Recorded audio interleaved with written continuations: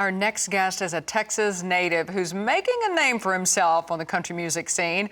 And while he's only been at it for a year, the industry newcomer has already gained more than 160 million global streams. And he joins us now to share how his rural roots have helped shape his journey. Welcome to the program, Hudson Westbrook. Hudson, so good to meet you. I have been following you. I am such a fan, first of all, let me say this, of the House Again song. I appreciate it. I'm just going to say that right there. I know you got new music we're going to talk about, but that is one of my favorites. For folks who are not familiar with you, give us a little background on yourself.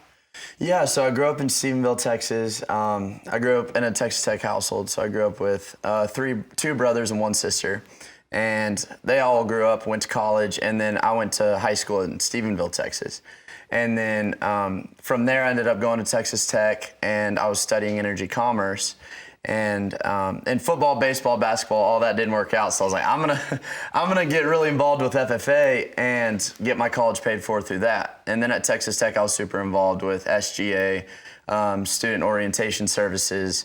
And then I was like working at a feed store, and I was like, I don't like this very much. And so I ended up putting my first song out, and from social media, it did its thing. And now we're writing songs every day, and I'm doing it for a living. So a lot has changed. A lot has changed. What was that light bulb moment for you that you went from, okay, I don't want to do this and get this degree, I want to be a country music singer? How did that happen? I think it was blowing out cattle and combing their hair and getting kicked and listening to music, you know? I think that's like the number one indicator of like, hey, this is what I want to do and this is what I'm doing, and I'm always listening to music. My favorite part of the day is when I have a delivery at the feed store and I get to listen to music for like 20 minutes, you know? And so that was kind of the light bulb moment of like, why am I not doing this, you know? And I didn't know if it was something I could do. And so once I tried it out and got the positive feedback, it was fun, you know. Right, and with social media, I mean, like you say, some of the things you've put out there all on your own kind of got some legs, so to speak. Yes. But then you caught the eye and the ear of some folks in Nashville, didn't you? Yeah, so that was, once things kind of took off, I had to find a way to make them take off more, you know, and also have guidance. And so Grant Gilbert was also going to school, or he went to school at Texas Tech, and I called him. I said, hey, dude, what do I do whenever, right now I'm sitting in my dorm room, I'm taking college classes, these videos are getting millions of views, like, where do I go? And so he led me in the right direction, and I got with the team in Nashville, and I'm still living in Texas. So I'm based around Fort Worth, and because I don't want everyone to lose that, you know, being from Texas is something that's really important for me.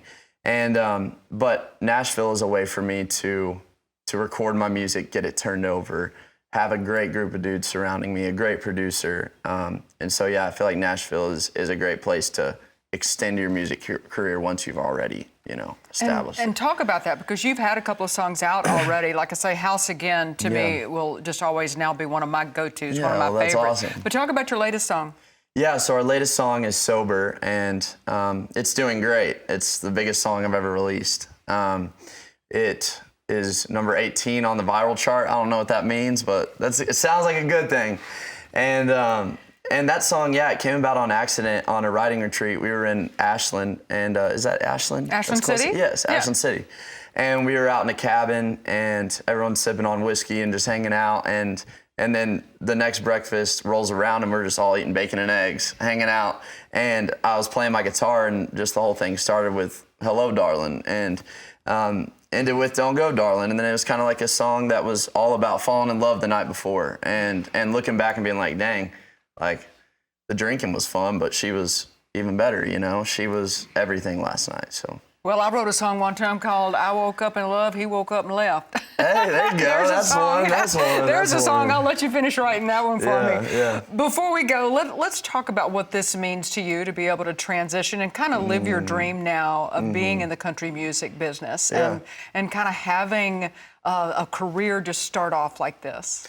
Yeah, I think it means that I get to affect people's lives and be emotionally attached to my career, you know, like I get to put out House Again, and House Again to me helps me get out my feelings and my emotions, and that helps people process theirs. You know what I mean? And exert them through music. And I think that's the coolest thing.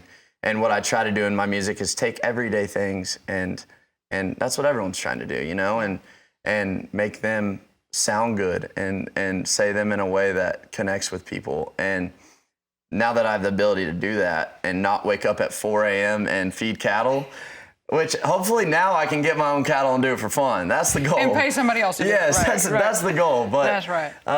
No, just getting to be a part of people's lives, whether in the car or doing work or in the middle of the night when they're taking care of patients. Like, it goes so far into so many avenues that you don't realize until touching and having an impact on lives. Yes. You definitely are. Yes. That's Hudson Westbrook. Man, thank you so much for joining us today. Thank you for having me.